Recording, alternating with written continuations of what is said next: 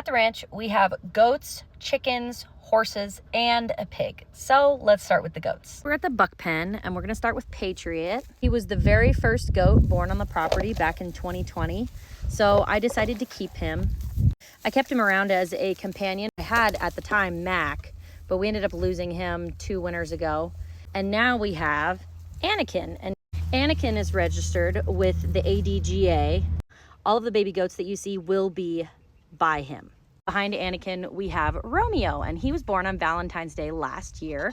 And I just happened to not sell him last year. He will still be up for sale this year. And yes, he has a stick of shame because he's an escape artist. So that is all of our boy goats. The buck shelter isn't finished, but in the buck shelter, we do not have a buck. We have Miss Abby Pig. She's a mini potbelly pig that I got from a client. They were moving and they wanted her to land in a place where she could go and roam around. And that is exactly what she does. When there's grass, we open up this gate and let the bucks and Miss Abby Pig out and they go out and roam. Oh my gosh, really? Is that the best spot? And next we'll do the lady goats and we'll start with Hazel Grace. She is actually Sandy's baby. She's one of the first goats that I got back in 2020, along with Jazzy back there. There's Miss Jazzy. She is the first one that I ever picked up. That's a lie. She's the second one. The first ones that I picked up was Sandy and Luna has since passed, unfortunately.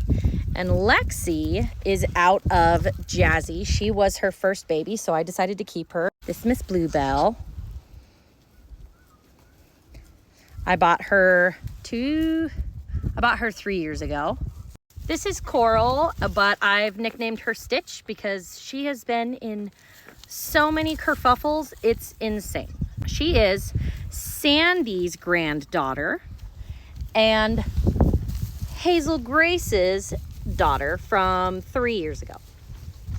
That is all of the mamas I have. So I have 6 mama goats, and I'm actually going to be letting go of Lexi, Hazel Grace, and Coral this year. We're just kind of moving over towards Winston. You better be just saying hi. Anyway, we're going to be moving over towards registered stock. So I had to make the tough decision of letting some does go, and they just happened to not make the cut with the program that I'm trying to build. And then, of course, we have 9 babies out of this year's kid crop. You're going to be seeing a lot of those before they're rehomed in May, because I will not be keeping any of the babies, but they're really fun to look at. And this one has some really cute spots. I'm in love with her. Everyone is super curious about Winston. This buck is ginormous. He's just massive, and he's already getting horns. He is, I think, like a week younger than this one. And she is dwarfed compared to him. He is just huge. That's our lady goats. We have 6 does, soon to be 3, and 3 boy goats, soon to be 2. Now we're on to chickens, which they're running towards the yard because, you know, there's yummy stuff there. We have a couple over here congregating, trying to get some fresh water. I have 13 chickens total, and they all vary in age. Some have names, some don't. That is Karen, the floof head there. And then with her butt to us, that's Brains. This lady is Bertha. Of course, how she looks explains why her name is Bertha. Then we have the babies, which I have separated from everyone else right now. This is Harley. He was born April last year, so he's almost a year old. And then we have Oakley, who I bought her last October. She's a super sweet lady. I wanted to add her to my breeding program. So she's got a lot of growing before we decide if that's her thing yet. Obviously, there's a lot of factors we have to consider. So he's going to be finding a new home because I don't have a use for him, unfortunately. And as much as I really like him, and he's a sweet, sweet boy, kind of mouthy though, he's kind of a jerk.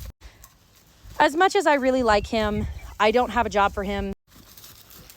I really firmly believe in making, wow, okay, bye. I believe strongly that if you don't have a job for an animal, then it's your responsibility to make sure that it goes somewhere where it gets a job. So he will be finding a new home. I'm just super picky about where he goes because obviously I want him to find a forever home. I can't pick where he goes after that, but at least I can make sure that he lands somewhere that is a good fit for him.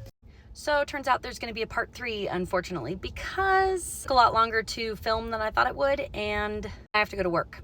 So it'll be a little bit before I post that one. It'll probably be tomorrow afternoon, but we'll introduce you to the rest of the horses tomorrow.